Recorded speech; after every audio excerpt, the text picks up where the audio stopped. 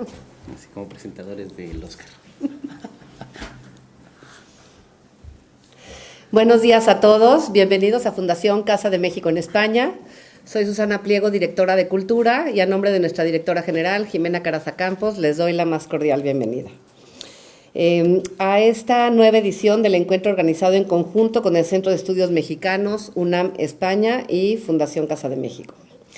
Denominado en su primera entrega Encuentro de las Letras Iberoamericanas, con acento, segundo encuentro de creadores iberoamericanos, continúa su clara vocación panhispánica, transversal y multidisciplinar, convocando a narradores, poetas, dramaturgos, periodistas, cineastas, promotores y gestores culturales, para discurrir y reflexionar en torno a las relaciones entre el arte y la sociedad.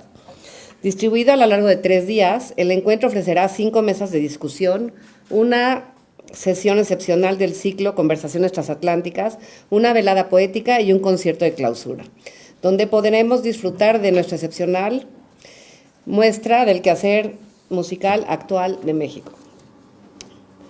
De mano de los más talentosos creadores del ámbito iberoamericano, hablaremos del papel del escritor en la sociedad actual, de la vigencia de la censura y la autocensura, de la relación entre las ciencias y las artes, de la literatura infantil y juvenil, de la ficción frente a los conflictos sociales y del quehacer cinematográfico con un invitado excepcional, Alejandro González Iñárritu.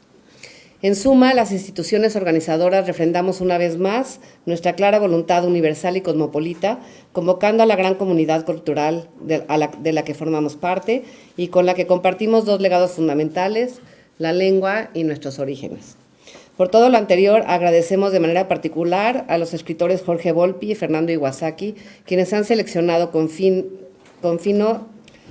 tino y agudeza la pertinencia de los temas que compartiremos de manera colectiva durante las jornadas que comienzan el día de hoy. Gracias también a todos y cada uno de los panelistas que compartirán con nosotros sus conocimientos, puntos de vista, enriqueciendo de esta manera el debate público desde nuestra fundación. Sean todos ustedes bienvenidos. Doy la palabra al doctor Jorge Volpi, coordinador del encuentro. Gracias.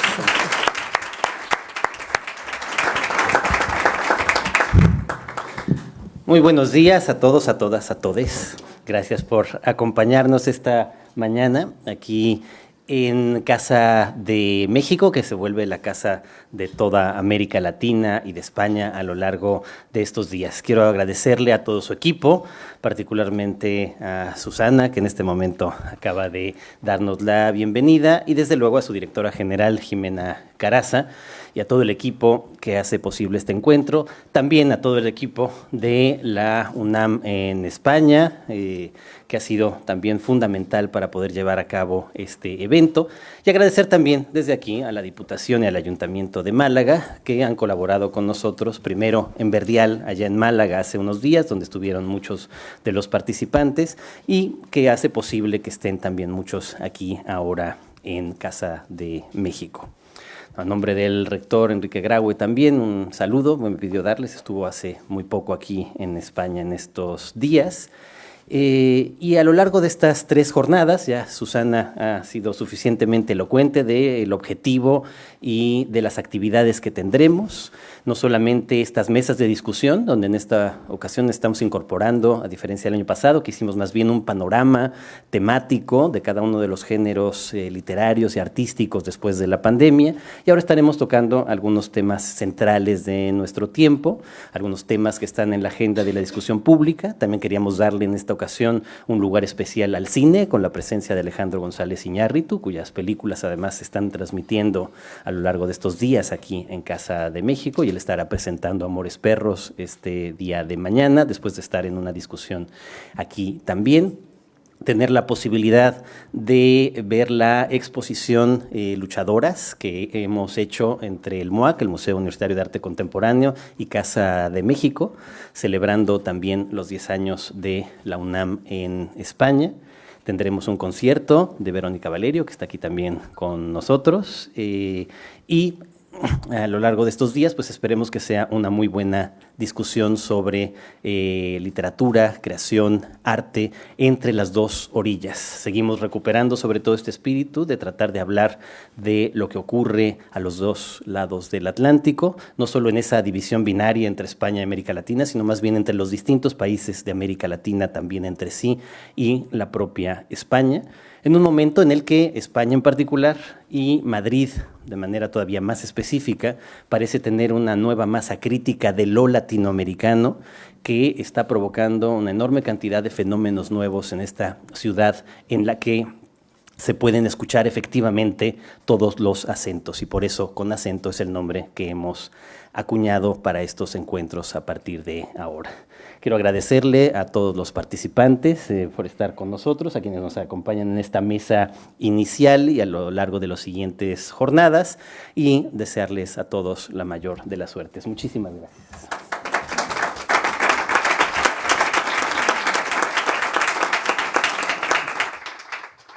Muchas gracias, Jorge, Susana. Gracias por la invitación a estar aquí en Madrid, en este Con Acento, que además me encanta el nombre por todas las implicaciones que tienen los acentos. No son exclusivos del español, pero sí son un sello importante de nuestra lengua en cuanto al acento diacrítico, pero además los distintos acentos.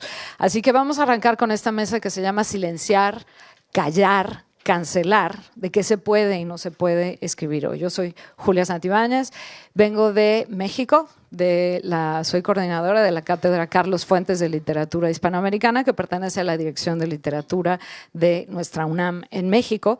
Y pues tenemos varias nacionalidades aquí representadas. Les presento a nuestro panel. Carla Suárez, cubana, es narradora, es ensayista, vive en Lisboa y es maestra en la Escuela de Escritores de Madrid. Formó parte de la lista de Bogotá 39, entre otros reconocimientos. Dolores Reyes, argentina. Voy a ser muy breve en cada caso, pero para que sepan quién es quién. Dolores Reyes, argentina. En 2019 se publicó su primera novela, Cometierra, que fue un suceso editorial, se tradujo a 12 lenguas y ese año The New York Times la nombró una de las novelas más importantes de ese año. Y ahora viene la secuela, que es Miseria, y que está ya por llegar a nuestras manos urgentes. Mi querida Socorro Venegas, ella es directora de publicaciones y fomento editorial en la UNAM en México, pero no solo, por supuesto, tiene una carrera importantísima como narradora.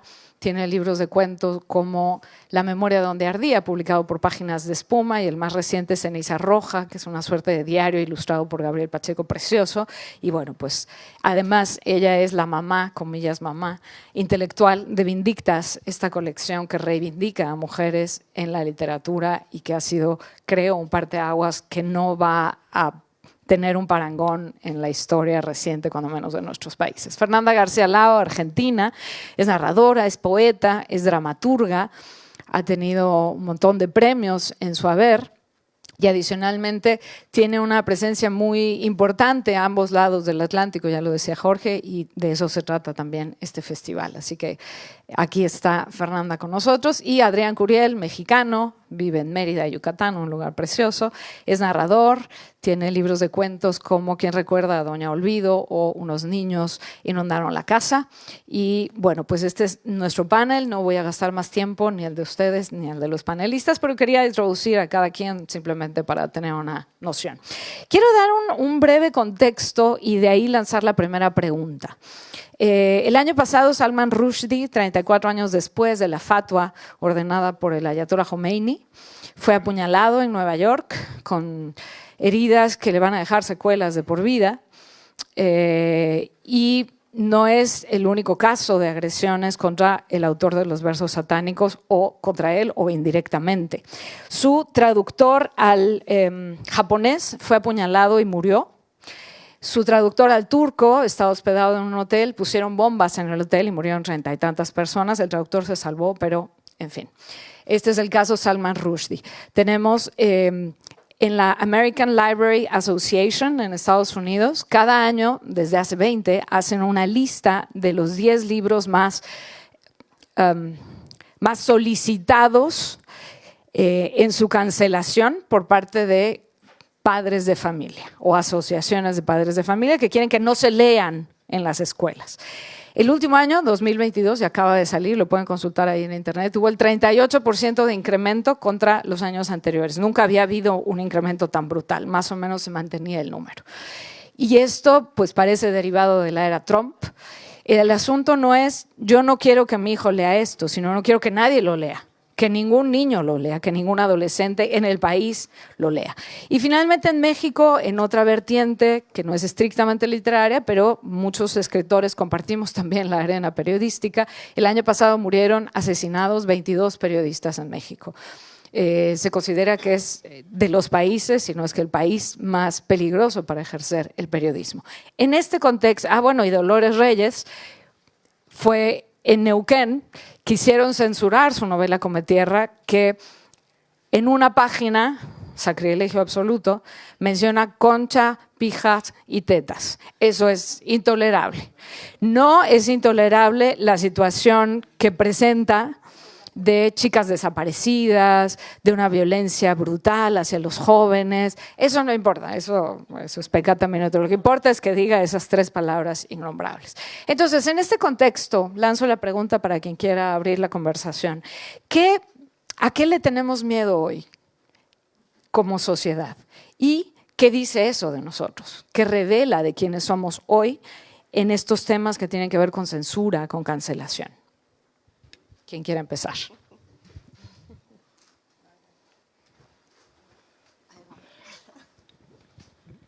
Bueno, gracias a todos por la invitación. La verdad que es un lujo esta mesa.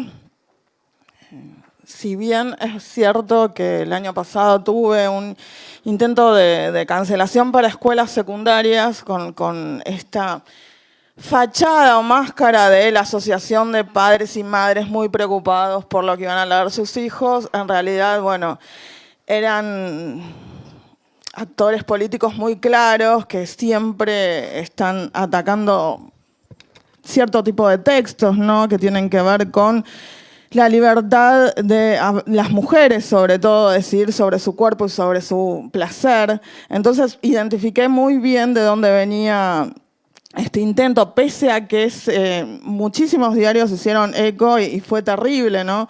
Volviendo de Neuquén, busqué a mi hijo más chico de la escuela y me preguntó, mamá, ¿qué es porno, no? Y lo googleé porque no lo podía creer y resulta que eran, Dolores Reyes y la novela porno que está teniendo problemas en las escuelas secundarias. Eso fue terrible también porque algo que era de un grupo se levantó y se reprodujo, ¿no?, en un montón de portales nacionales, ni siquiera le cambiaron el titular. Entonces fue como muy, muy tremendo. Pero más allá de eso, nunca me sentí ni cancelada, ni mucho menos. La novela se lee muchísimo en secundarios y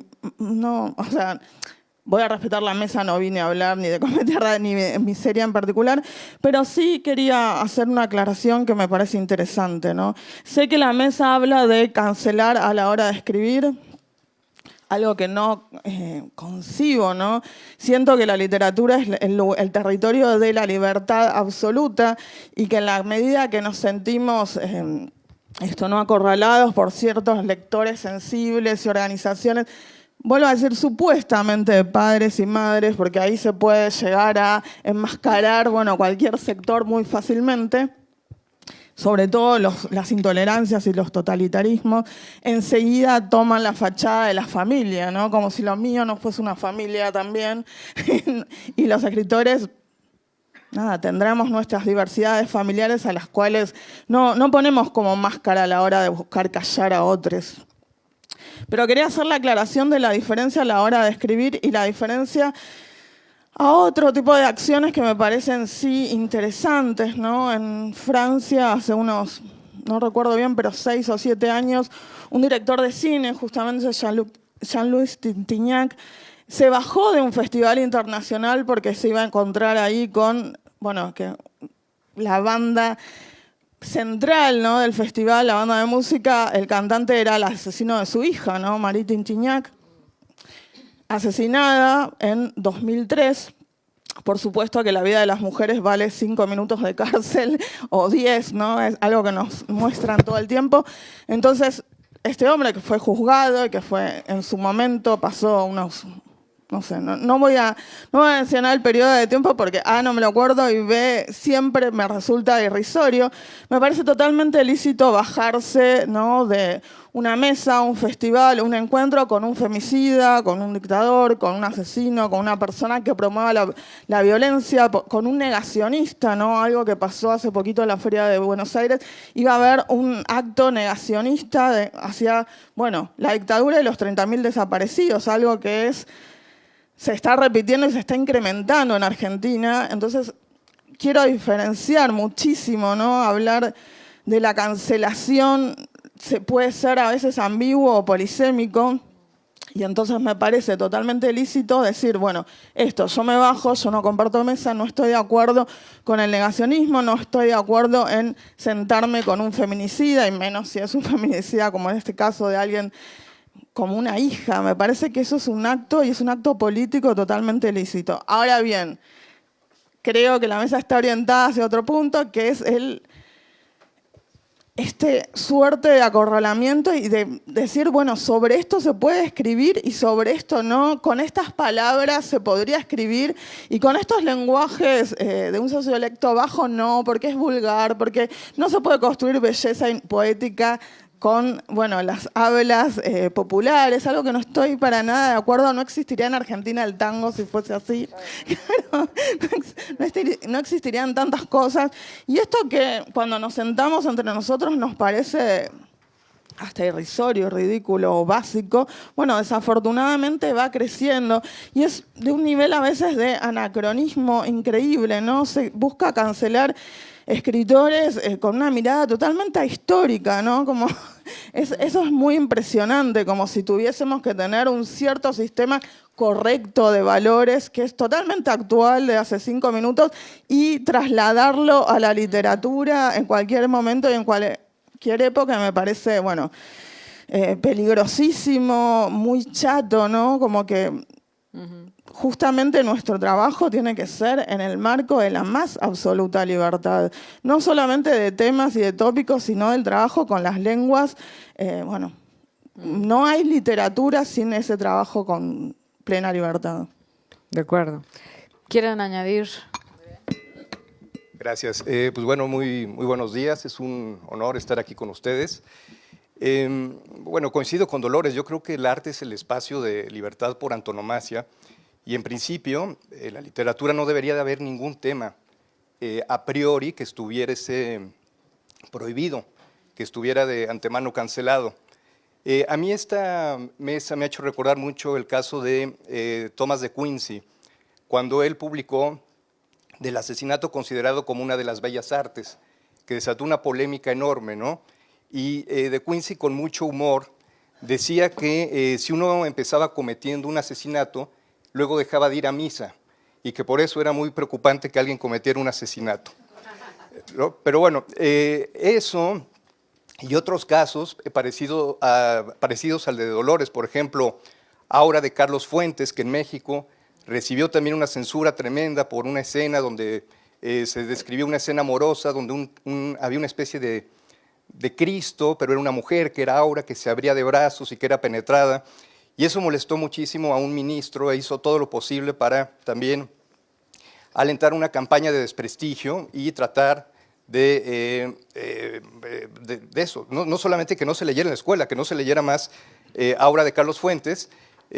Como era de esperarse, lo que ocurrió fue todo lo contrario. Despertó gran interés el libro y obtuvo muchos más lectores.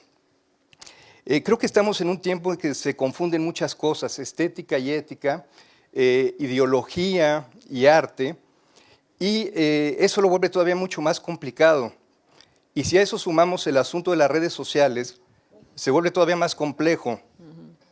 Yo tengo un relato que se llama De la justicia nada poética de los ajusticiamientos, el caso de Zacarías Justo, que trata lo siguiente. Es un experto en masculinidades tóxicas, este señor, le va muy bien, es muy reconocido, es alguien totalmente partidario de la causa feminista, y un día decide escribir un tuit y hace una broma. Dice: voy al Congreso en Sudáfrica de género espero que no me violen, es broma, son todas lesbianas.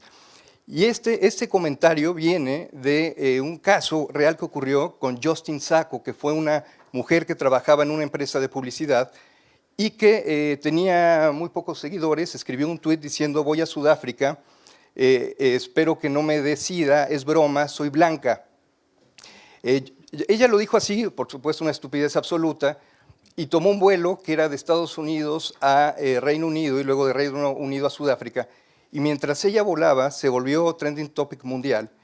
Y cuando finalmente llegó a Sudáfrica con unos familiares que le dijeron que por favor se fuera, se enteró de que era la persona más odiada del planeta y que había sido despedida y denunciada y demandada. Y creo que ese caso es muy emblemático de los tiempos en que nos encontramos. Hay una polarización muy fuerte, muy rabiosa. Y al menos yo creo que en México lo que también ocurre de manera muy clara es que hay una ausencia de administración de justicia. Hay una ausencia y una incompetencia tan grande que las redes sociales de alguna manera han tratado de apropiarse de ese papel de justicia, de justicieros. Y pues eso complica todavía más las cosas, ¿no? También unas sensibilidades muy a flor de piel, también unos presupuestos sobre lo que se debe o no decir. En mi propia experiencia, quizá también los abusos de la corrección política, en un intento de visibilizar, en un intento con muy buenas razones e intenciones, pero también con resultados muy paradójicos, ¿no? De censura respecto a lo que se puede decir y pensar también. Entonces creo que es un tiempo absolutamente complicado. Y bueno, yo pude dar una charla en Nerja hace poco, en el Festival Verdial, gracias también a los buenos oficios de Jorge Volpi y de otras personas que nos han invitado a estos foros. Y se me acercó una mujer y me dijo cosas que me gustaron mucho. Me dice: yo soy feminista, espero que tú entiendas que tú eres el objeto de nuestra lucha, eres hijo del patriarcado, como soy yo hija. Era una señora de 80 años.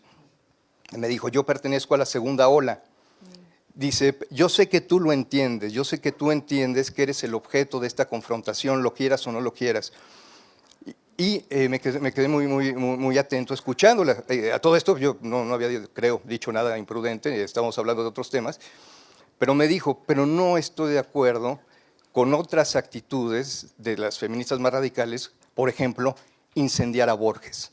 Yo eso no lo comparto, me parece una absoluta estupidez, ¿no? Bueno, pude intercalar un par de silencios en ese momento, me despedí muy amablemente de la señora, y bueno, en resumidas cuentas, lo que yo quiero decir respecto a esta intervención es que eso, creo que estamos en un momento donde confluyen muchas cosas y donde hay mucho odio y mucha facilidad para fomentarlo y que se disperse también con gran sencillez. Yo no sé cuál sea la solución, pero bueno, esa sería mi primera intervención. Muchas gracias. Pone sobre la mesa un gran tema que son las redes sociales. Fernanda quiere intervenir, Sí. solo señalo, ahí Perdón. hay un gran tema. Las redes sociales y el derecho que se siente en las redes sociales de cancelar. Yo tengo el derecho. Si antes era la Iglesia, que no es que lo haya dejado de hacer, o el Estado, que no es que lo haya dejado de hacer, censurar, pero lo cierto es que ahora se ha democratizado la libertad de cancelar al otro y de decir no mereces ser leída o leído. Fernanda, y ahora intervengo yo. Bueno, buenos días. Yo ya tengo, no sé ni quién soy, dónde estoy. Buenos días. Bueno, yo no estoy de acuerdo para nada, como siempre.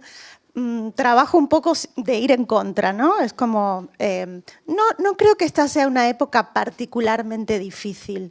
Yo creo que todas las épocas han sido complejas para los y las escritoras, sobre todo para las escritoras, que eran el fantasma del canon, ¿no? Siempre por fuera de lo que se podía o no decir, y que teníamos asignados también determinados temas, ¿no? Había como un lugar para nosotras que excluía la violencia, que era un lugar doméstico, que era un lugar de cuidado, un lugar de silencio. La Iglesia se encargó de adoctrinar en el silencio a las mujeres y somos occidentales, con lo cual víctimas de ese primer silencio, de esa primera violación, de esa primera usurpación de un cuerpo, que es el de la Virgen,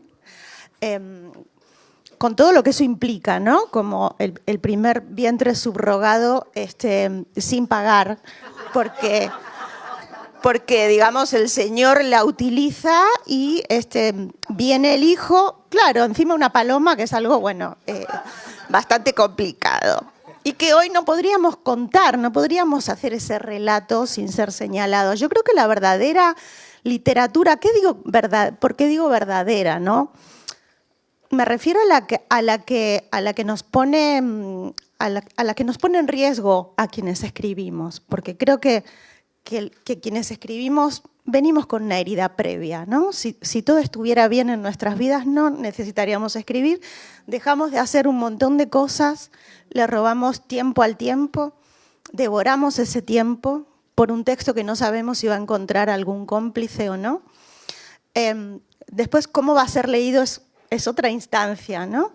Pero yo creo que los textos fundacionales de la rabia, la poética de la violencia, esos textos que eran disruptivos siempre causaron quilombo, ¿no? O sea, eran retirados. Me acuerdo, o sea, no sé, y no voy a mencionar los casos, porque me parece que también ponerse en el lugar de los policiales, no sé si es una buena estrategia de conversación. Me parece que todos sabemos que hay libros, o sea, es horrible que te pase, ¿no? Que te cancelen. Pero yo creo que también, si uno escribe con una voluntad de ser fiel a lo que uno está escribiendo, lo que ocurra después no está a nuestro alcance, ¿no? O sea, y me parece que además los libros que a mí más me han interpelado han sido libros que se las han pasado mal, digamos, ¿no? O sea, y en cada época han sido las censuras. ¿Cambian los miedos? No lo sé, pero el miedo a familia, patria y propiedad, a la violencia puesta en boca de una mujer, no es un invento de este tiempo. Me da la sensación de que en nuestras bibliotecas, al menos en la mía, por ejemplo, en la biblioteca familiar, había un estante que no estaba permitido, ¿no? Que mis padres habían dejado fuera de mi alcance. El cuerpo, el deseo de la mujer, ¿no? Sigue siendo como revolucionario. El otro día escuchaba una conferencia hermosa de Mary Torras, que es una catedrática y filóloga de Barcelona, que decía, hasta en las estructuras, digamos, de los textos, se trabaja en base al deseo masculino, que es principio y desenlace. Entonces decía, ¿cómo escribimos textos multiorgásmicos?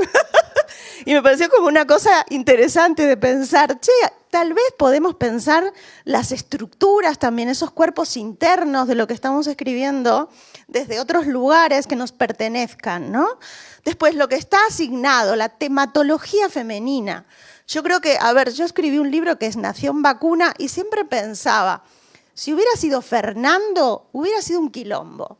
Pero como era Fernanda, otra opción que tiene el mercado o el canon de silenciar los libros es no mencionarlos. O sea, yo he estado hablando con un editor importante en Argentina diciéndome que Gabriela Cabezón Cámara no era parte de la tradición literaria argentina, que no había ingresado. Y yo digo, otra cosa, las mujeres no generamos genealogía. Parece que somos todas una excepción y nacimos de un repollo, ¿no?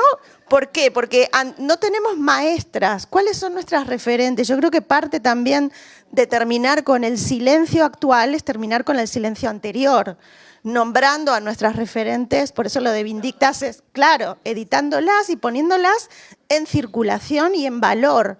Porque si no, es como cada una de nosotras es un fuego que tiene que trabajar sola. Por otro lado, celebro que haya un componente masculino. Se me olvidó decir que estoy honrado e intimidado.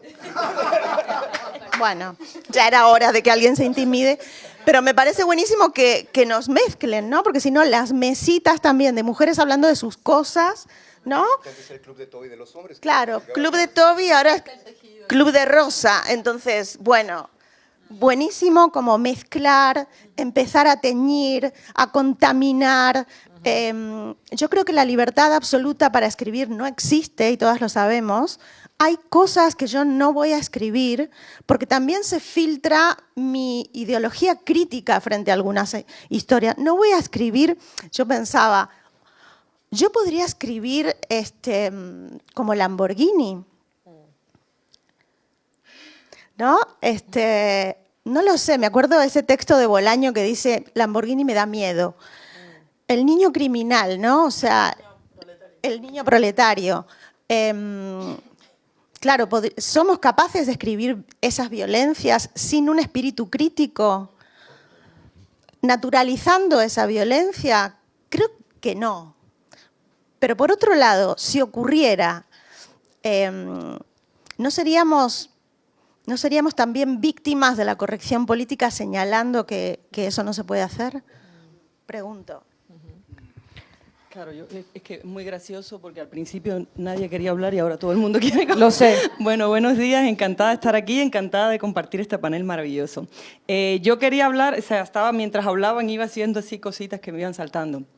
Una cosa que me interesaba a mí es, o sea, hablábamos de la libertad de la literatura, ¿no? O sea, claro, cada uno como creador tiene su propia libertad para escribir y la literatura es justamente eso, el territorio de la libertad, no es algo didáctico. Aquí, a mí lo que me interesa también es cuando le vemos el fin a la literatura. Ahora en estos tiempos, que ciertamente, como justo decía Fernanda, no es que ahora uno vive su tiempo y dice, estamos viviendo unos tiempos horribles, porque no vivimos los otros, ¿no? No estábamos, es literatura, es libro de historia, ¿no? A mí lo que me preocupa es que veamos la literatura o que ciertos sectores quieran poner la literatura con una funcionalidad. Por ejemplo, hace poco tú mencionabas los ejemplos de estos de censuras. Hace poco estaba leyendo en la prensa, en Barcelona, en una escuela, hay un grupo de lectores sensibles y han eliminado muchos libros de un instituto en Barcelona, por ejemplo, La Bella Durmiente y La Caperucita Roja. ¿Por qué? Porque son considerados sexistas. Y yo digo, si no sabes lo que existe, nunca vas a poder luchar contra eso que está mal. Entonces, los libros que muestran algo, sí hay que leerlos. Y estos libros, además, que son, sobre los libros infantiles se han hecho un montón de censuras en Estados Unidos, increíble. Pero digo, si no conoces lo que existió antes, ¿cómo vas a replantearte el mundo y a corregir y a luchar contra lo que está mal? A mí me pasó hace muchos años en un instituto en Francia.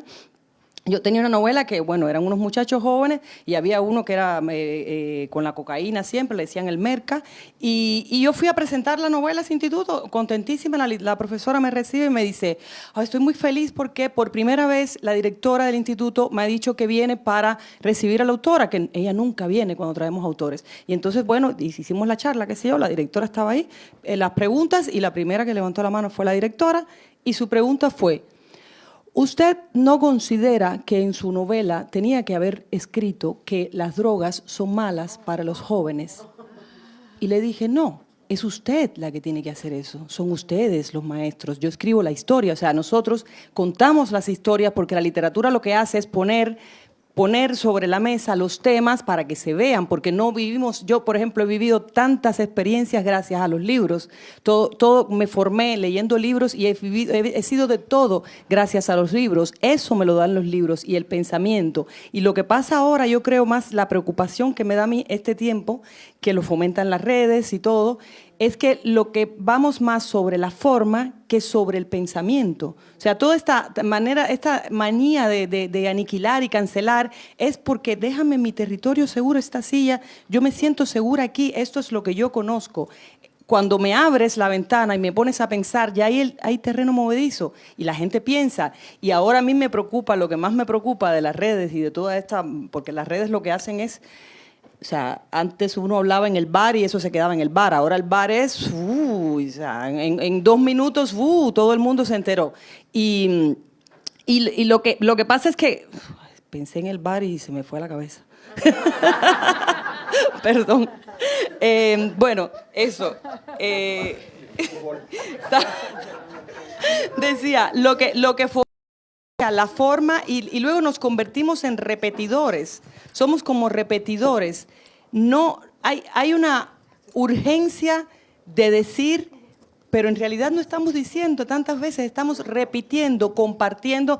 Rápidamente puso algo, comparto. Si nos sentáramos todos, cada uno, a pensar un minuto en lo que estamos leyendo y lo que haríamos, y entonces evolucionaríamos de otra manera, ¿no? A mí mi gran preocupación con el momento actual es eso, que se fomente la forma y no el pensamiento.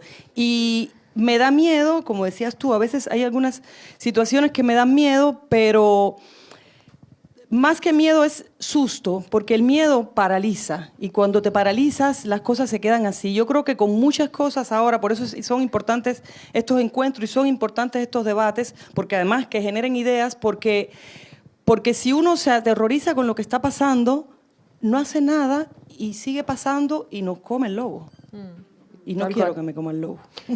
Socorro quiere participar. Solo quiero anotar un par de ideas que se han planteado. El presentismo, el juzgar todo desde los ojos de hoy, como si hoy tuviéramos la verdad absoluta. Y entonces desde hoy podemos cancelar Lolita, de Nabokov. Ayer platicaba con Santiago Gamboa. ¿Qué va a ser del mundo si desapareciera Lolita? O sea, no, es un hueco insalvable. Y adicionalmente este contraste entre autocensura, porque creo que las redes sociales también nos ponen en un tema de autocensura, porque yo no quiero convertirme en la persona más odiada del planeta porque puse un tweet, entonces me autocensuro. Claro, no estoy haciendo literatura en redes, pero como escritora, como poeta en mi caso, pues sí me freno muchas veces de cosas que quisiera decir por temor a esto. Y entonces, la autocensura versus la autoedición. ¿Qué decido contar? Cuando uno escribe, no escribimos todo. Elegimos qué contar. Los dejo ahí y Socorro. Solamente para quizá añadir algunos ejemplos a los casos de cancelación masculinos que se han puesto sobre la mesa, ¿no? Lo de Rushdie, de Quincy, en fin. Y quizá estos casos menos conocidos precisamente porque se trataba de escritoras, porque ellas ya estaban en ese ámbito de la cancelación, que hoy le llamamos así, esa invisibilización, esas mujeres esquinadas que quedan fuera de la historia de la literatura, y voy a hablar de la literatura latinoamericana, que es pues el trabajo de investigación que hemos estado haciendo desde la UNAM con Vindictas, y pienso por ejemplo en María Virginia Estensoro, de quien Liliana Colanzi ha escrito mucho. Ella ha estado trabajando para difundir la obra de Estensoro, esta autora boliviana del siglo pasado, que cuando publica sus primeros relatos que tratan sobre el aborto, sobre relaciones extramaritales, es censurada por las sociedades de su época, y compran sus libros, pero no para leerla, sino para desaparecerla, para que dejara de existir, que es lo que hoy se busca cuando se quiere cancelar, que nadie más lea, que nadie más conozca lo que hay allí. Eso pasaba en el siglo pasado. Digo, Tita Valencia, una escritora mexicana que se atreve a contar en una novela, Minotauromaquia, la historia de amor terrible, tormentosa, con un escritor mexicano, con Juan José Arreola, una historia donde él no quedaba bien parado, pero un libro que ni siquiera a él le molestaba tanto como a sus colegas escritores, que también la cancelan. Estas dos escritoras no dejan de escribir, pero sí dejan de publicar y quedan profundamente dolidas. Bueno, ¿qué pasa entonces? ¿No tendríamos que pensar muchísimo justo sobre eso a la hora de decir esto está mal, a la hora de pensar esto no se debe leer? Porque la censura es un concepto muy delicado, quizá más trabajado y pensado por los periodistas ahora. Justo tú mencionabas en México que se vive el momento más letal para ejercer el periodismo. Y de los periodistas yo he aprendido algo muy recientemente, conversando con la gente de Artículo 19, esta organización internacional que tiene también sus colegas en México trabajando sobre esto, y ellos decían, tengamos mucho cuidado con no generar falsos mártires de la libertad de expresión, ¿no? A la hora en que se piense en señalar algo que nos parezca mal. Y sobre el presentismo al que te referías, Julia, también, en en Estados Unidos, por ejemplo, hay una lista de temas que los autores de literatura infantil no pueden tocar.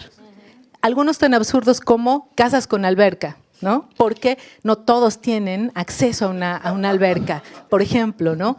Yo que edité libros para niños un tiempo en el Fondo de Cultura Económica, me parecía tremendo cómo podía haber esa diferencia y cómo podíamos pensar en esas dos literaturas en México, lo que los autores estaban creando, proponiendo, y la pobreza que debía existir en un ámbito donde lo que en realidad se está proponiendo es algo que se llama censura previa y se coloca al editor en el lugar de un censor. Esto no puede pasar, ¿no? Es también ese tema muy delicado porque en Twitter, donde no hay edición, ¿no? Pasa todo. Y allí se están arrogando el derecho justo a censurar, a cancelar, y eso me parece que todos hemos llegado a ahora en esta vez hemos coincidido en ese punto de llegada, como ¿qué haces con esas redes sociales donde todos parecen tener ese derecho, desde el anonimato, a insultar, a agredir, a cancelar, ¿no? Sin duda. Tenemos hasta las 11:30, ¿estoy en lo correcto? ¿Alguien me puede decir? Sí, hoy todavía falta. ¿Sí? Ok. Es que no dice aquí la hora de terminación. No, yo sé. Quiero poner un tema que tiene que ver con lo que se ha estado hablando, pero creo que añade un matiz. La violencia infantil. Jorge Volpi en Partes de Guerra, muchos de ustedes han abordado, si no es que todos, los niños y los adolescentes, Come Tierra, el personaje del hijo del héroe, Ernesto, los niños, este portento de novela que es Nación Vacuna, que de alguna forma puede también tener que ver con el asunto. Tú, cuando hablas de los niños de la guerra, en los mutilados, porque son los que no tienen miedo de poner minas porque ya fueron mutilados, de alguna manera está en el ambiente, creo, esta inquietud por las violencias infantiles, las violencias juveniles, que están a la orden del día. Pero me pregunto, ¿dónde está la frontera, si la hay, entre hablar de lo que está pasando, señalar lo que está ocurriendo en nuestros países, en Hispanoamérica, y por otro lado, tratar de no recomendarlo?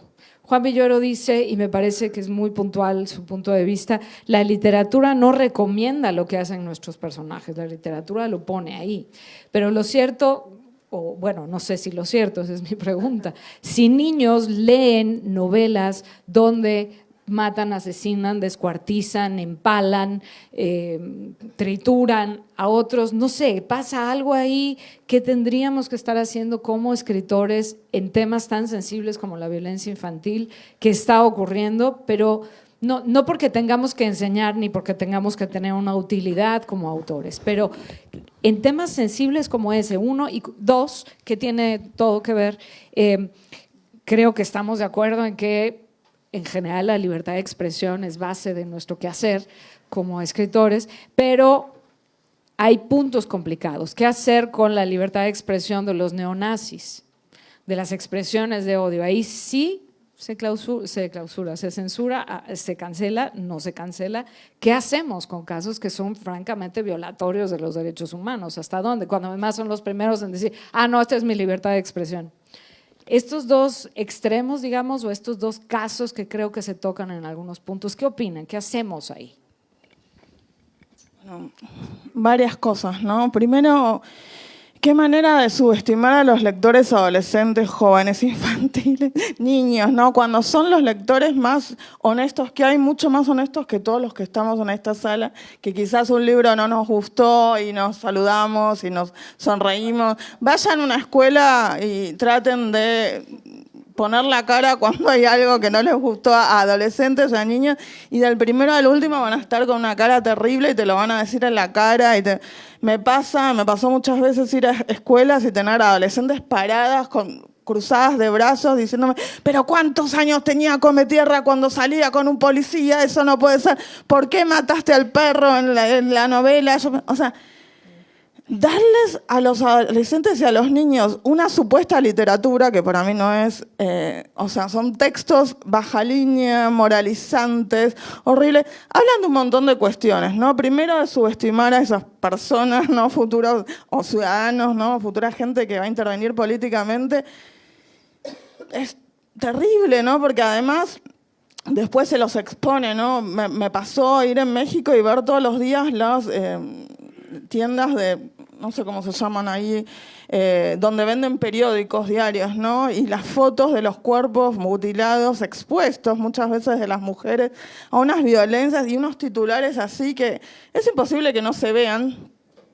Entonces, bueno, todos los días va ese mismo niño pasando por ese lugar y viendo esas fotos y esos titulares de cuerpos desmembrados, expuestos, violados, asesinados de las formas más odiadoras posibles, y después tiene que consumir historias, ¿no? Totalmente deslavadas, con contenido moralista, con esos principios, que muchas veces responden a lo que la sociedad pretende de la literatura escolar, pero que no tiene nada que ver con la literatura en sí. Nunca hice demasiada división de lo que es la literatura, de la literatura juvenil y no sé, Alicia en el País de las Maravillas, Julio Verne, bueno, tantos lectores, tantos escritores me ganaron a la literatura en sí y nunca pensé si eso estaba dirigido a un público menor de edad o mayor de edad, por ejemplo. Después, bueno, el tema del deseo de las mujeres y ciertos pasajes, ¿no? De la vida de las mujeres. Hasta hace muy poquitos años, no sé, 5 o 6, los diarios de Pizarnik seguían mutilados, que en realidad siguen, ¿no? Hay años que se les quitaron enteros, pero ahora se incorporó, por ejemplo, el momento en que Pizarnik tiene un aborto en París cuando era legal era ilegal y sin anestesia, ¿no? Y es tan poético como ella relata ese momento en el diario. Y esto se retiró porque, bueno, la albacea era un familiar, la que muchas veces quedan, ¿no? Con esos derechos, y no me voy a poner a dar ejemplos porque hay miles, ¿no? Son miles, no terminaríamos nunca esta mesa. Pero bueno, en nombre de cuidar la imagen del autor, cuidar cierta moralidad, bueno, esa obra queda en manos de una persona que ni siquiera es demasiado perspicaz, ¿no? Como editor y demás, y sin embargo decide mutilar esa obra. Pongo el ejemplo de Pizarnik, pero hay incluso en vida, ¿no? El Hipólito, la tragedia que se puede leer hoy en día. En realidad la primera versión se llamaba El Hipólito Coronado, se conocía como El Hipólito Coronado porque Fedra iba y encaraba a Hipólito directamente. Hipólito se ponía todo colorado y era como que se cubría y por eso se conocía como El Hipólito Coronado. Esa obra fue destruida y se conoce por los escolios nada más, que era gente como ustedes que hizo sus anotaciones sobre la tragedia y eso, bueno, por investigadores y por filólogos se pudo reconstruir, pero en realidad esa obra se destruyó y se perdió en ese mismo momento por la censura, ¿no? Entonces, bueno, coincidiendo con que no es este momento uno particular con la censura, sí con la violencia generalizada y anónima de las redes, y no es lo mismo, ¿no? Hubo casos, bueno, de censura y de ignorancia y no publicación de obras. Me viene a la cabeza Marvel Moreno, ¿no? Cuyas novelas recién hace un par de años se publicaron, incluso con unos prólogos nefastos que es más o menos, bueno, no la lean porque es malísima, ¿no? En el mismo prólogo es una cosa increíble. Bueno, creo que es... Ni yo me anoté ni yo entiendo mis anotaciones. Lo último que quería decir es el adentro, ¿no? El endon, la interioridad, ese lugar que siempre se nos ha relegado a las mujeres, ¿no? Mucho cuidado con eso, ¿no? Porque supuestamente nos han, por supuesto, ¿no? La literatura, y vuelvo hasta el periodo clásico, marcadísimamente a las mujeres se nos ha acotado a la domesticidad, y es muy curioso porque es el lugar en donde más nos asesinan, adentro de nuestras propias casas. Entonces, eso también me parece que es algo muy interesante para trabajar dentro de la literatura, ¿no? Nos han enseñado que el peligro, el enemigo está fuera en la noche, la oscuridad, no sé qué, y el enemigo en realidad el violento que nos aniquila muchas veces es una figura de cariño y de proximidad, o la ha sido al menos en nuestras vidas. Bueno, nada más. Yo quería añadir algo sobre esto que ahora trajiste a la mesa, Julia, porque creo que una de las principales preocupaciones de este tiempo tiene que ver con cuidar a los niños, con protegerlos, con que no se deformen en el camino como quizá nos hemos deformado nosotros y lleguen a estar en riesgo de ser cancelados o lo que sea. Pero en su momento, por ejemplo, Ricardo Chávez, que está aquí, publicó un libro de cuentos para niños donde los papás se van, o sea, se van por alguna razón, empiezan a flotar en el aire y quedan allá en el cielo. Los niños los ven desde arriba y han perdido a sus papás y los ven allá. Ese cuento nunca se hubiera, o esos cuentos nunca se hubieran podido publicar en Estados Unidos con esta idea, ¿no?, de protegerlos. ¿Cómo los vas a aterrorizar con eso? Y mi hijo, que era un niño, cuando leíamos tus cuentos, estaba aterrorizado, pero quería más de esas historias. Y hasta donde yo alcanzo a ver, no le hizo ningún daño permanente, ¿no?, tu libro. Pero sí hay esto, ¿no?, de cuidar, de proteger lo que se quiso hacer con reescribir a Roald Dahl, ¿no?, por ejemplo, que es pues una absoluta estupidez, ¿no? Ni siquiera es que se le proponga al autor reescribe, que ya sería terrible por las razones por las que se ha querido hacer. No es un trabajo de edición, es un trabajo de censura y además autocensúrate, ¿no? Entonces, hablaba de estas escritoras y hablaba de esos temas que tienen que ver con el cuerpo, con su maternidad o su no maternidad. ¿Cuándo pudo publicar Annie Ernaux su historia del aborto, no? Estenssoro lo hizo el siglo pasado con las consecuencias que sabemos. Hace 18 años yo comencé a escribir unos cuentos que publiqué en 2019. No fui capaz de buscar un editor antes. Quizás hubiera leído esas historias antes. Si hubiera leído a Annie Ernaux, si hubiera leído a Estenssoro, si hubiera leído a otras escritoras, abrir de esa manera el campo, ¿no?, con temas que no estaban en lo que yo leía o que eran trabajados desde la literatura escrita por hombres, contando cómo era un parto o cómo era el cuerpo de las mujeres y no contado por ellas, pues yo habría tenido menos miedo. Siempre pienso en eso y pienso en nuevos lectores y en que no se puede pensar en cuidar a los niños de este tipo de realidades, porque hay que ver que están sobre el mismo suelo que nosotros y tienen acceso a más cosas de las que nosotros sabemos y podemos. Mejor conversar con ellos y mejor ofrecerles esta literatura que corre riesgos, como decía Fernanda. Bueno, totalmente de acuerdo con lo que apuntaba Dolores. Me parece insólito que se le pida a la literatura que haga lo que no hace la sociedad, como, ¿no?, la responsabilidad social de los actores, de los periodistas, me refiero, o de la educación. Sí, el acceso a la violencia está asegurado, ¿no? O sea, a un clic de distancia, y la literatura en realidad pareciera que ocupa un lugar menor en la vida de esta sociedad en la que vivimos, ¿no? Me da la sensación de que se ha vuelto casi inocua, en el sentido de que cómo vas a competir igual en violencia con lo que ocurre cotidianamente.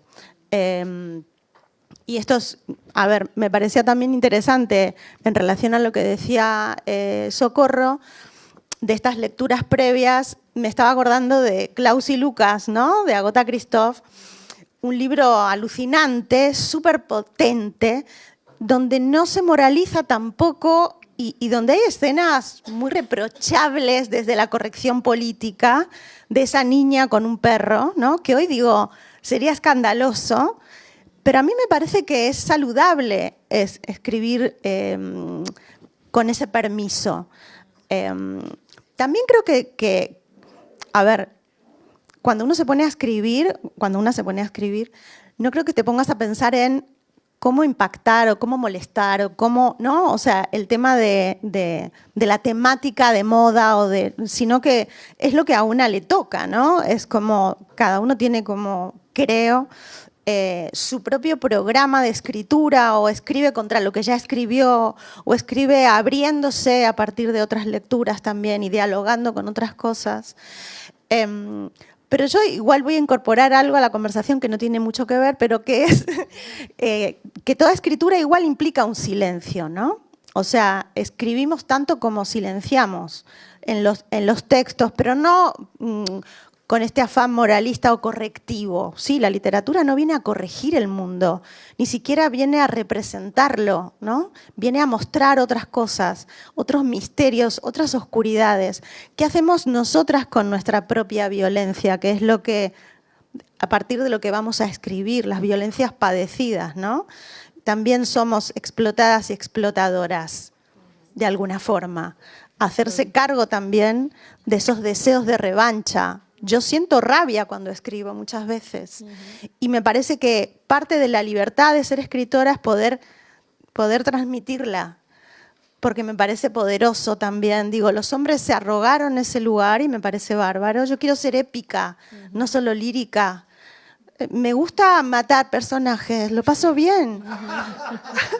Es placentero. Es para sublimar. Necesito hacer todo eso que en la vida cotidiana no. Y por otro lado, esto de no confundir la figura de autor y el yo, el sujeto poético, ¿no?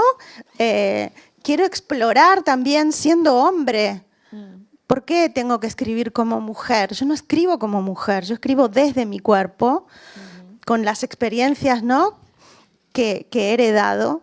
Pero me parece que el máximo permiso es poder, bueno, ya lo hizo Flaubert en el 19, ¿no?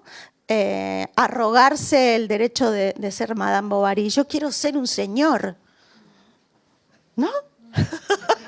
No, digo, bueno, es eso, nada. Sí, yo quería agregar una cosita. En lo que estabas diciendo, Socorro, claro, ese libro que dices que no lo publicaste, es que a lo mejor tampoco te lo publicaban en ese momento. No se oye, que estaba diciendo que lo que decía Socorro del libro que hubieras publicado antes, es que quizás en ese momento no te lo publicaban, porque ahora, afortunadamente, alguna cosita está cambiando, porque a mí siempre me sorprende, quería decir otras cosas, pero bueno, ahora engancho lo que estaban diciendo mis compañeras. A mí siempre, bueno, ahora se habla mucho de literatura escrita, que hay cuántas mujeres escriben, no sé qué, y digo, no, las mujeres escribían, lo que pasa es que no las publicaban, estaban ahí, sus libros están ahí. Ahora cada vez que este trabajo que hicieron ustedes, cada vez que te ponen a buscar y dice, pero ¿dónde estaba escondida esta mujer? La tenían escondida. Sí estábamos ahí, y además había temas que se estaban publicando, o sea, se estaban escribiendo, que ahora están saliendo, y qué bueno, maravilla que están saliendo, pero sobre el aborto se escribió, sobre el incesto se escribió, o sea, yo cuando en los años 90, por ejemplo, en Cuba, las jovencitas escribíamos cuentos y había uno que nos clasificó como mujeres monstruos, porque escribíamos cosas monstruosas y entonces o pornográficas, éramos monstruosas, ay, qué simpática, tú eres la que escribe los cuentos eróticos. Sí, bueno, yo escribo cuentos sobre donde estoy, sobre mi cuerpo, esto es lo que yo soy, ¿no? Y eso existía en muchos países, lo que pasa es que no se publicaba. Ahora aplaudo, espero que siga más. Y volviendo a lo que decías tú antes, que es una pregunta que siempre me pongo, es un gran debate, ¿dónde están los límites? Por ejemplo, ¿qué haces con los neonazis, con todo lo de la violencia infantil? Claro, es que la literatura no está para eso están las leyes, para eso está todo el sistema judicial.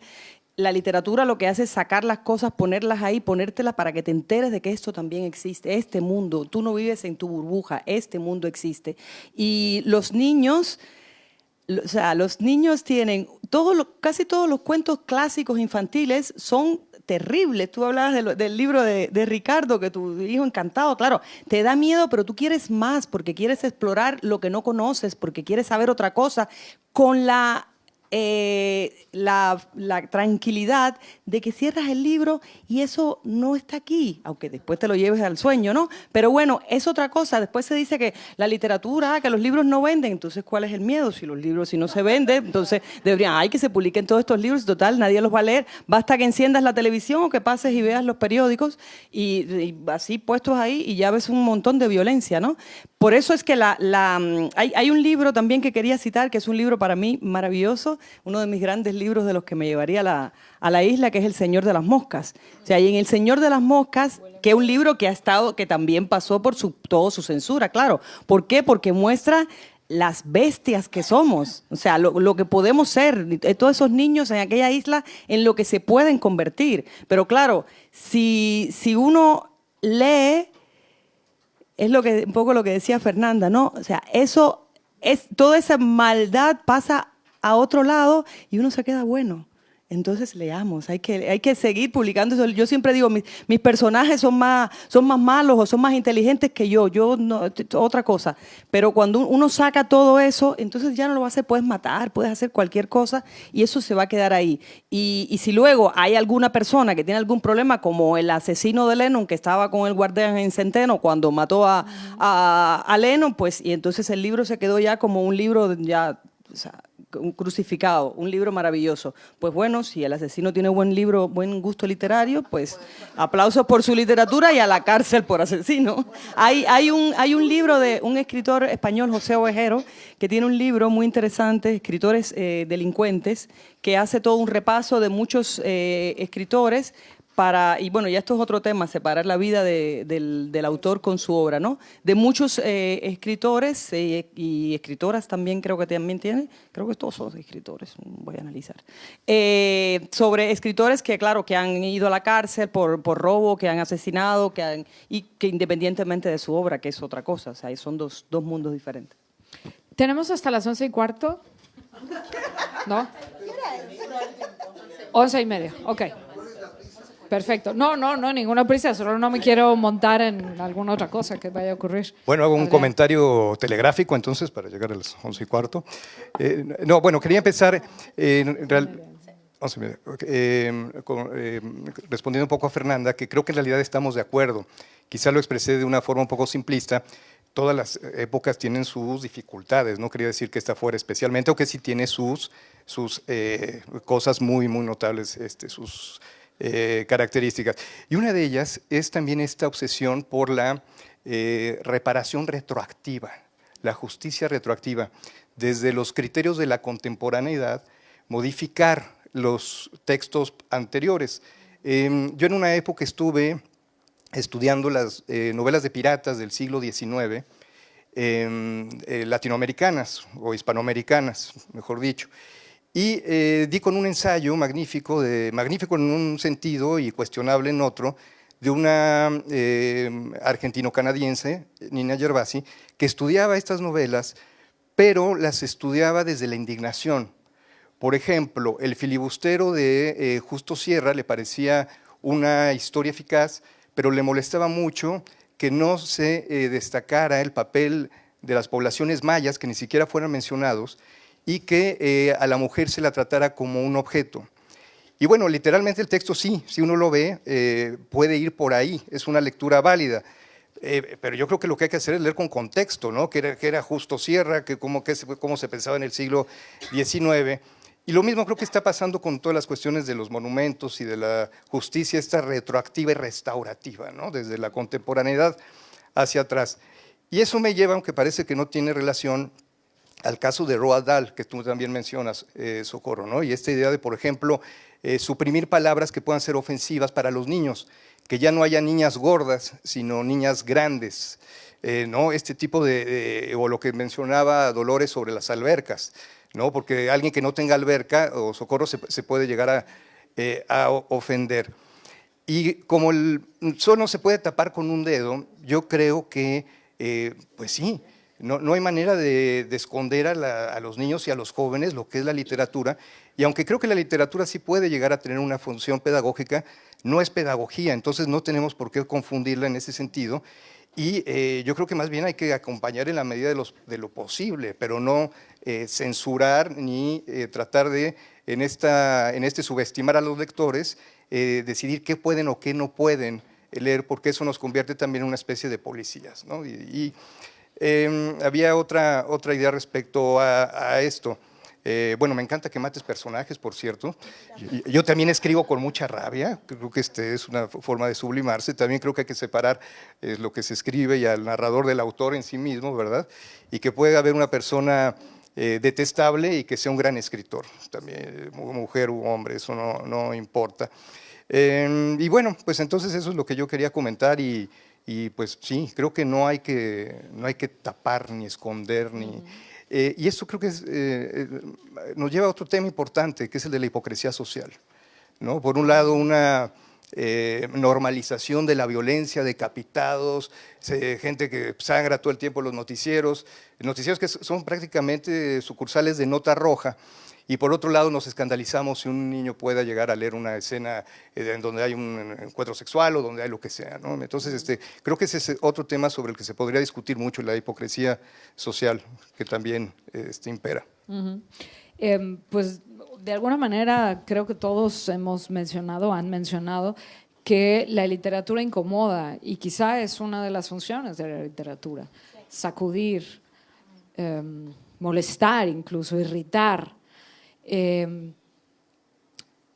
Y ahí entra en juego, cuando menos en mi visión, dos elementos. Por un lado, las editoriales, que han ejercido una función de censura por mucho tiempo, simplemente al no publicar, ¿no? Al esconder ediciones. Y ahora, es verdad, como se ha comentado, que quizá estamos viviendo un cambio porque más editoriales están abriendo sus fondos a publicar mujeres, a publicar libros incómodos, temas que antes no se hubieran tolerado fácilmente, en fin. Pero por otro lado está también, y esta es mi pregunta, la facilidad con la que, por ejemplo, Amazon puede cancelar un ebook.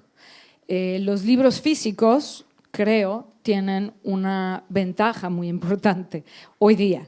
No estoy de ninguna manera criticando los ebooks en abstracto, sino en este punto en particular, no criticando, pero señalando un tema que me inquieta. Si yo tengo un libro físico, yo lo guardo en mi casa y digo, salvo que alguien entre y me lo arrebate, pues, en fin, yo lo tendré. Pero si yo tengo un ebook en mi tableta y Amazon o quien sea decide que ese libro no va, pica un botón y desaparece de los dispositivos. Y eso creo que no lo habíamos vivido antes. Es decir, la editorial no publicaba o fulano retiraba la edición, pero esta facilidad tecnológica con la que nos pueden cancelar a todos los que estamos aquí sentados. Están de revoltosos ahí en Madrid, a ver, pelas, bye, adiós, desaparecemos de todos los dispositivos. Digo, es una cosa fantasiosa lo que estoy diciendo, pero el hecho es real, podría darse. Desde una concepción policial de Estado de lo que se debe y no se debe. Entonces, la pregunta que quiero poner sobre la mesa es, ¿qué hacemos ante eso? Porque, digo, salvo Socorro, que es directora de publicaciones en la UNAM, los demás, bueno, yo soy editora de un suplemento, pero es un suplemento, no tenemos una incidencia real sobre las editoriales y mucho menos sobre los gigantes que publican ebooks y que pueden cancelarlo. ¿Qué hacer como escritores desde nuestras trincheras? ¿Qué se puede hacer? ¿Cómo lo ven? ¿Qué les inquieta ahí? ¿Qué contradicciones se encuentran? Bueno, es una pregunta interesante, pero que a mí particularmente no me interpela, porque creo que es un problema para bestsellers o gente con afición al bestseller. Entonces, yo creo que también hay otra militancia que es la del chiquitaje. Yo apunto a cabezas, no a masas, ¿no? O sea, es una literatura electiva. Siempre he estado buscando los libros que no se encontraban fácil. Creo que todos somos como medio rescatadores de lo perdido, salvo obviamente excepciones, porque hay libros que ocupan el interés general y lo merecen. Pero en general no ocurre eso, ¿no? A mí me pasa como al revés. Necesito que baje la espuma de la publicidad para ir hacia ese libro, ¿no? A ver qué queda, ¿no? Como qué resta, qué había ahí, aparte de una buena campaña.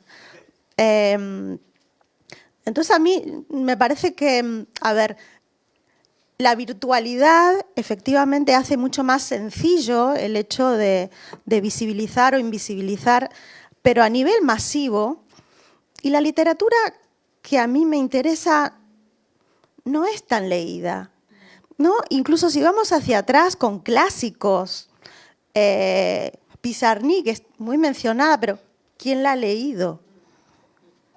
Borges, todo el mundo sabe quién es. ¿Qué leíste?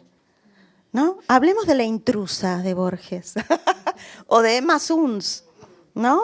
Y la autoexposición violatoria. Como que a mí me parece, volviendo a la pregunta anterior, que obviamente hay que leer fechado, pero que hay que leer con espíritu crítico, sí. Me parece buenísimo leer los cuentos infantiles con espíritu crítico y decir, mira vos, ¿no? Como el adoctrinamiento. Y esto que señalaba Dolores también, el mal está en casa, y eso no lo enseñaban en los cuentos infantiles, ¿no? Caperucita se lo encontraba afuera. Me parece, a ver, como, bueno, son muchos temas, pero esta cosa de lo masivo, la verdad es que la literatura no sé si es tan masiva. Me temo que no, o agradezco que no, también. Porque lo que perturba desde el punto de vista intelectual no es tan necesitado en este momento. La gente igual se anula de pensar en general. No tienen ningún interés en lo que hacemos, las que estamos acá. ¿No? O sea, y somos lectoras entre nosotras, y te incluyo en el plural, y quienes leen escriben en general. Y se ha convertido casi como en una actividad, sí, en una actividad clandestina. Los tweets y todo eso, no sé qué son. ¿Qué me importa? Ahí no hay literatura.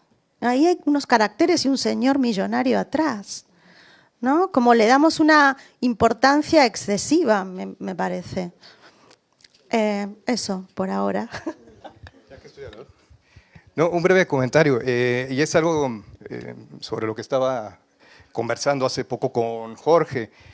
A mí un fenómeno que observo y que me parece pues interesante hasta cierto punto y contra el que hay que rebelarse es una parcelación de los autores por parte de las grandes editoriales que paradójicamente lo que consiguen es que no se conozcan. Me parece que es otra forma de cancelación.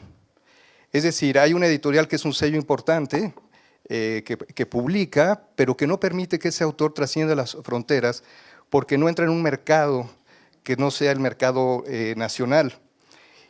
Aunque suelen firmar todo el territorio. Entonces es por parte del autor una cesión de los derechos mundiales en español para que no sean leídos los autores.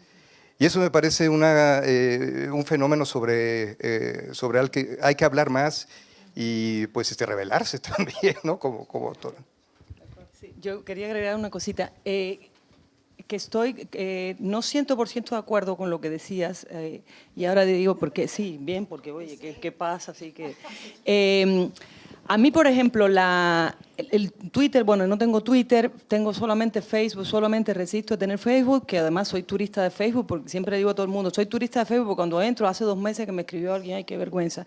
Bueno, en estos días sí, porque he puesto la publicidad de los festivales Verdial con acento.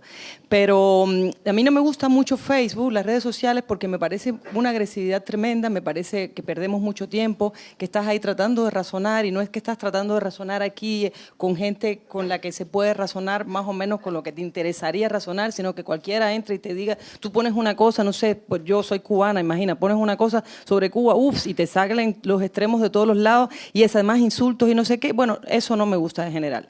Mi marido es escritor también, y es periodista, y él tiene una vida más activa en Facebook. Y entonces yo a veces le digo, mira que pierdes tiempo, porque ves, yo estaba aquí escribiendo un cuento y tú estás ahí fajado con no sé quién, porque no sé qué sé yo. Y él un día me dijo una cosa y que tenía mucha razón. Me dice, claro, es que si nos vamos nosotros, se quedan ellos, se quedan todos ellos. Nosotros nos quedamos aquí entre nosotros hablando de cosas maravillosas y de un mundo posible mejor y de razonamientos y de pensamientos. ¿Y cuántos somos aquí? Y en las redes esos pensamientos se propagan. Y entonces, claro, si nosotros abandonamos ese terreno, porque estamos en el año 2023 y ahora las redes existen, o sea, nos gusten o no nos gusten, existen. Y si nosotros abandonamos ese terreno como terreno de pensamiento, pues se queda a merced de de todo el que piense y que no piense. Y el problema es que hay una cosa también en las redes que es terrible. Yo digo, pero ¿cómo tienen tanto tiempo? Porque claro, porque no tienen que pensar, ni leen, ni no sé, no hacen. Son los más activos, las personas más activas son las que dices, no puede ser, de verdad, a mí no me alcanza el tiempo, pero bueno. Entonces, para volver a lo de la pregunta de qué hacer con ciertas cosas, hay que estar, hay que participar y hay que gritar.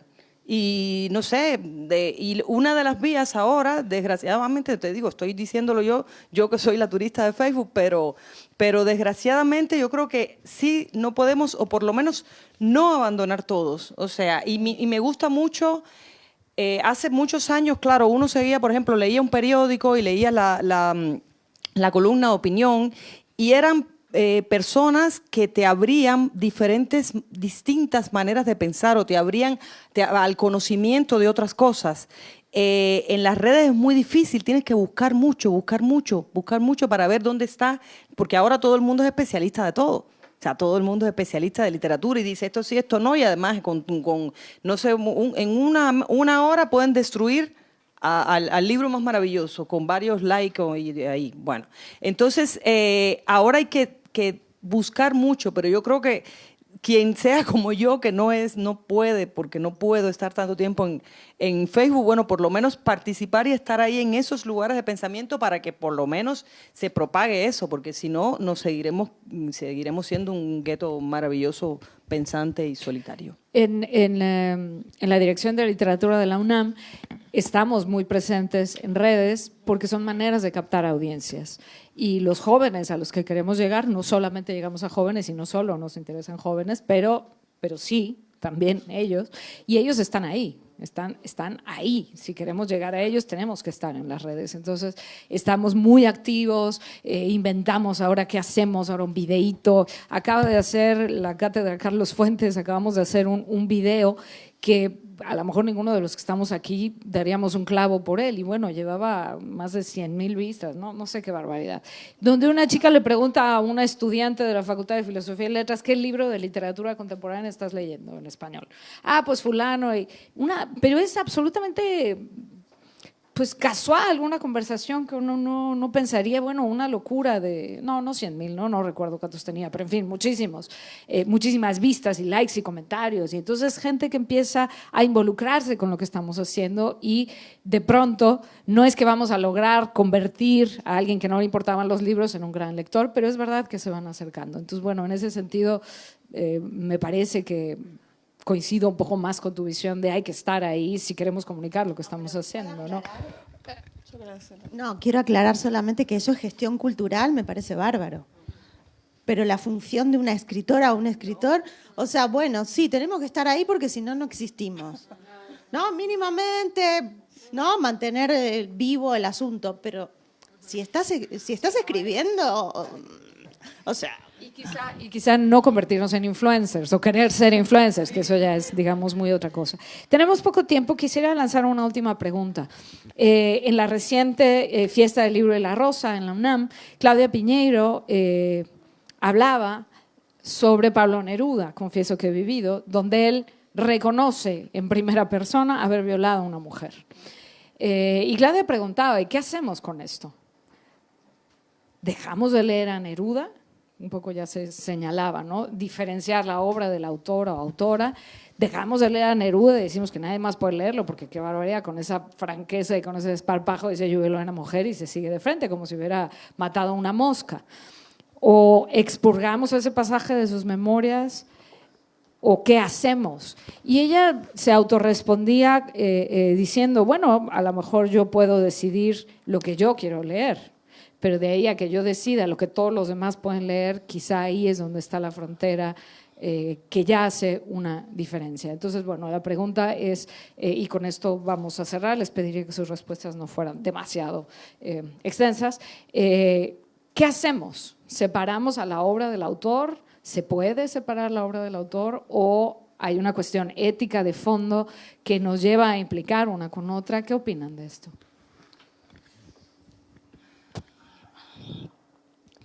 A ver, Por un lado me interesa, me quedó dando vueltas el tema de redes. Yo creo que el problema con la literatura es otra temporalidad, ¿no? Las redes es, bueno, contestar ya en la inmediatez, un minuto. Y más allá de este anzuelo cultural o de gestión, la literatura siempre va a implicar otro tiempo, otro proceso, otro detenerse, ¿no? Tanto para leer como para escribir. Me parece que es un poco una falencia, termina siendo un poco una falencia de la crítica si vamos a dejar que el libro se lea o no solamente en manos de TikTokers o booktubers o influencers, y no, bueno, la crítica que es una lectura, ¿no? Postular una lectura sobre un libro, sobre un autor que ha enriquecido la práctica durante mucho tiempo, ¿no? Y que me interesa mucho más a mí como escritora o como lectora. Eso por un lado. Por otro, me llama mucho la atención en esta cuestión de señalar, indicar qué libros se intentan, ¿no?, cancelar y que coinciden muchas veces con los que me han ganado la pasión de la lectura. Pienso en Carrie de Stephen King, ¿no?, uno de los libros más censurados en los Estados Unidos, en los colegios y en la historia, cuando es un libro que aborda el bullying en la secundaria, que aborda el cuerpo de la mujer y el fanatismo religioso, ¿no?, que por primera vez muestra a una chica menstruando que piensa que va a morir porque, bueno, su madre es una fanática religiosa, ¿no? Y acá hemos abordado un poco también cuál es la relación del fanatismo religioso con la literatura y con el cuerpo precisamente de los escritores. Me parece que todos estos libros, bueno, ganan, ¿no?, lectores porque son absolutamente libres y no pensaban en ningún tipo de corrección política a la hora de meterse en estos temas. En Argentina ha habido intentos de censura a Quiroga cuando en todas las escuelas leíamos los cuentos de la selva y cuentos de amor, locura y de la muerte, fascinados con los enunciadores más incorrectos de la historia de la literatura. Pienso en los 4 hijos idiotas del matrimonio Manzini. ¿Quién escribiría eso hoy en día, no? Y sin embargo, bueno, El almohadón de plumas ha marcado a toda la adolescencia argentina como un libro un cuento perturbador, fascinante y con un narrador absolutamente incorrecto, ¿no? Yo postulo eso más allá de, bueno, esto que trajiste ahora, de la figura del escritor, de lo que ha hecho en el escritor y demás. A mí me interesa que ahí lo que esté adentro no esté pulido, performateado por una supuesta corrección política que me parece tan empobrecedora de las experiencias, ¿no? Después no nos quejemos que los pibes prefieren ver series o películas o los videitos de TikTok si le vamos a ofrecer una literatura podada, censurada, deslavada con supuestas correcciones y demás.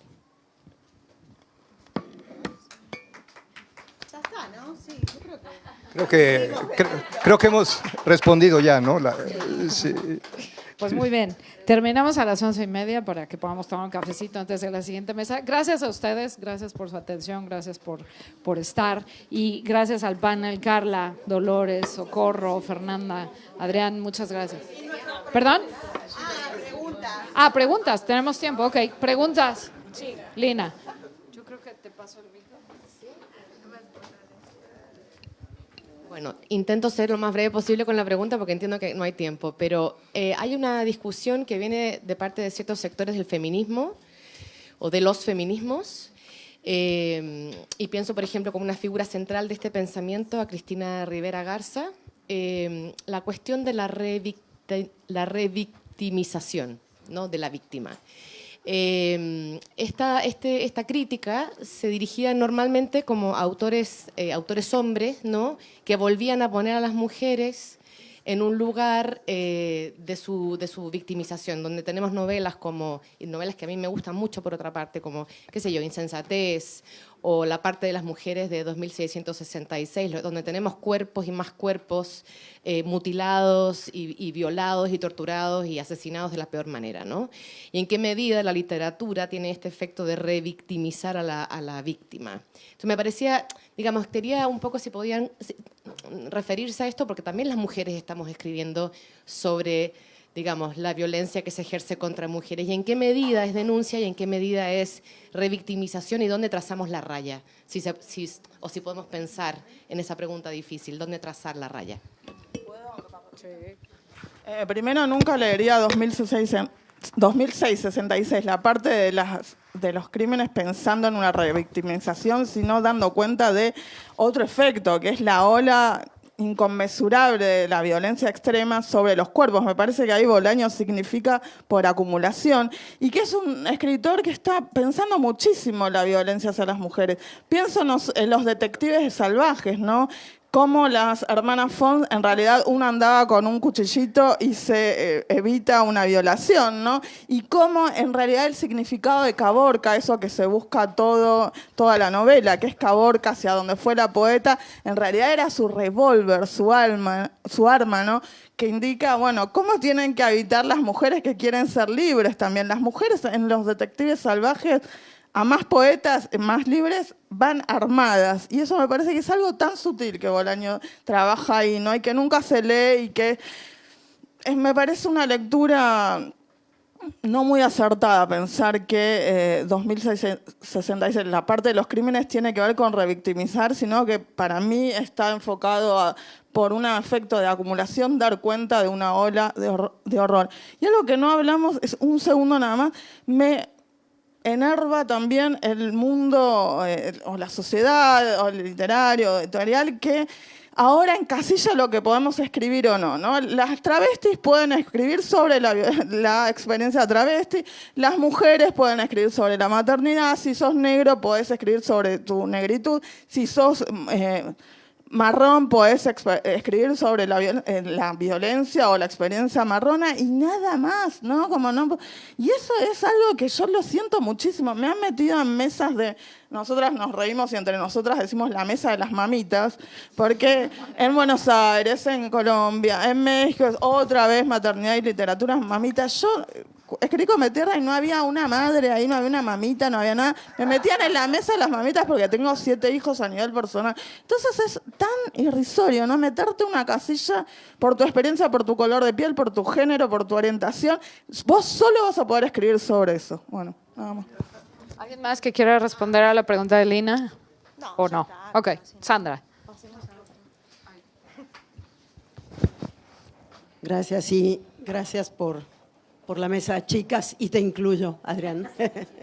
No, quería justo a partir de Flaubert y ahora lo que está diciendo Dolores, no son las editoriales quizás las que nos encasillan en eso o encasillan a las y los escritores, son también los grupos minoritarios. Y ahí aparece un tema que yo imaginé con ese título, que no ha aparecido en la mesa y que a mí me gustaría dejar enunciado, y es ¿quién puede escribir sobre qué? Hace 10 días tuvimos la fiesta del libro y la rosa en Morelia y una de las mesas era de chicas poetas indígenas. ¿Quién puede escribir sobre el tema indígena? ¿Solo las mujeres indígenas? Había una chavita muy joven, sí, pero para ella sí, porque si no, es una experiencia que no has tenido. Y entonces yo les preguntaba, entonces Flaubert, cuando dice Madame Bovary c'est moi, lo cancelaríamos. A mí ese tema me preocupa muchísimo, porque entonces vamos a escribir sobre Dolores, sobre tener 7 hijos y punto, cada quien sobre lo que pasa en su baldosita en la que se mueve, ¿no? Entonces, si andas con hombres, con mujeres, si tienes hijos, si no tienes hijos, una cosa es hacer autoficción o autobiografía y otra cosa es todo el resto de la literatura. ¿Quién puede, quién no puede y cómo discutimos esto? ¿Cómo discutimos esto con las otras y los otros y les otros escritores sin que parezca cancelación y sin que parezca apropiación? Sí, porque aquí estamos, más o menos es un grupo homogéneo el que tenemos, ¿no? Entonces, ¿qué pasa con los demás y cómo dialogamos con eso? Claro, yo quería claro, es que eso niega la esencia de la literatura. La literatura es yo me pongo en el lugar de otro. Imagínate, todos mis personajes tendrían que tener el pelo rizado. Qué aburrido, ¿no? O sea, yo me pongo en la piel de un hombre, de un perro, de alguien que no tiene que tiene una cultura. O sea, esa es la literatura. Lo que nosotros, yo creo, claro, ahí la cosa está en cómo conversar esto ahora, porque además en estos tiempos hay cosas, o sea, dentro de la inclusión está implícita la exclusión. Dentro de la inclusión, muchas veces ahora, en estos tiempos, con mucha gente que son muy militantes, pero lo que están haciendo es excluyéndome a mí, a ti y a mucha gente también, porque además, ¿quién me va a decir a mí sobre qué yo puedo escribir o no? Nadie me puede decir sobre lo que yo puedo escribir o no. Y aquí tendrían que ser los escritores, las escritoras, las editoriales también, y tendría que ser el mundo de la cultura que dijera no, porque, o sea, tú quieres escribir sobre ese tema, sobre tu experiencia personal, pues claro que escribe, pero yo también, yo vengo de un país, en Cuba, por ejemplo, había un tiempo en que todas las personas que comentan sobre Cuba le decían algo a un cubano sobre la política de Cuba y tú decías, no, pero tú no entiendes, no, eso es nosotros. Y digo, ¿cómo nosotros? Yo no puedo, además, estando dentro de un conflicto, yo no tengo la capacidad visual para ver el conflicto, porque muchas veces tengo que estar fuera de algo para poder verlo, porque es la vista del extranjero aporta otras cosas al discurso. Entonces, a mí también me molesta mucho esta tendencia ahora o sea, como lo que pasó con la poetisa de Estados Unidos, que se negó a que el traductor fuera un hombre blanco. Un traductor, yo qué sé, traductor, no sé, yo no lo quiero ni conocer. Son mis palabras, y no son ni siquiera mis palabras, es mi personaje, los personajes. Y o sea, me niego rotundamente a negar la esencia de la literatura y que está pasando también en el cine. Porque en el cine hay ahora con actores que tienes que ser, para representar el papel, tú no eres el personaje. Lo lindo, lo maravilloso de este oficio es que uno se pone en la piel del otro. Y tratando de estar en la piel del otro, además entramos a entender mejor el otro. Entonces yo, la verdad es que me niego rotundamente a esas clasificaciones y tenemos que hacerlo, pienso yo, en todo el mundo de la cultura, porque no pasarán, no puede pasar. A señalar algo, mucho de lo que has dicho, digo, estamos todos de acuerdo en todo, es un asco esta mesa. Estoy harta, voy a estar en contra. A ver, me parece que sí, el travestismo de la imaginación, ¿no? Es como lo principal, pero también es real que hay muchas comunidades que han estado silenciadas y que tienen derecho a decir, yo soy marrón, colega, o sea, y te vengo a discutir a vos, blanquita, tus privilegios. Y me parece súper saludable. O sea, me da la sensación de que también la apropiación cultural es peligrosa, pero el hecho a ver, es que cuando imaginamos, ¿no? No estamos literalizando el mundo, no estamos... creo que hay un problema también de sobreidentificación. En el sentido de que yo no me identifico con mis personajes, ¿no? Tampoco, ni soy la mamita, ¿no? O también esta confusión de, pero escribiste, mataste, hiciste, ¿no? Como esa furia que aparece en la escritura y que no tiene que ver, yo soy una persona como muy tranquila en mi vida y educada, pero dentro de los límites de lo posible, ¿no? Pero sí me parece que es interesante la discusión. A mí me parece que este es un momento muy rico en contradicciones y en realidad hay que agradecer que sea así. Me parece que está buenísimo discutir también eso. ¿Qué tengo derecho a escribir? Después, ¿cómo voy a ser leída? Como decía antes, es otra instancia, ¿no? La autocensura, bueno, me parece que es como una autoablación. Obviamente no me parece que sea interesante partir de ese lugar, pero también es el miedo a ser criticada, ¿no? Como, bueno, a ver, si queremos que perturbe lo que estamos haciendo, ¿cuál es el problema de que sea polémico? ¿No? O queremos ser queridas, nada más. Yo no quiero ser querida, ¿no? Ni siquiera entendida. ¿Qué quiere? No sé si Una ya- última cosa nada más, porque creo que vale la pena la reflexión sobre lo que puntualmente decía Sandra, comunidades indígenas, porque el hecho de que tanta gente no reconozca su pasado indígena, a veces estamos hablando de abuelas que ya no transmitieron, que ya no enseñaron la lengua materna a sus hijos y de ahí a los nietos, en fin, es que se pierdan esas lenguas, tiene que ver con que no se reconozca, con que estamos sufriendo todavía políticas educativas racistas, profundamente racistas. Entonces, no me parece mal la apropiación, no me parece mal que se reconozca y que se intente comprender ese otro que somos muchas veces nosotros mismos, ¿no? Jorge, ¿terminamos? Yo creo que ahora sí ya terminamos, perdón, pero hay que dar un poco de chance para ir al baño, tomar un café y empezar la mesa en punto de las 12. Muchas gracias a todos, Adrián, Fernanda, Socorro, Dolores, Carla, gracias.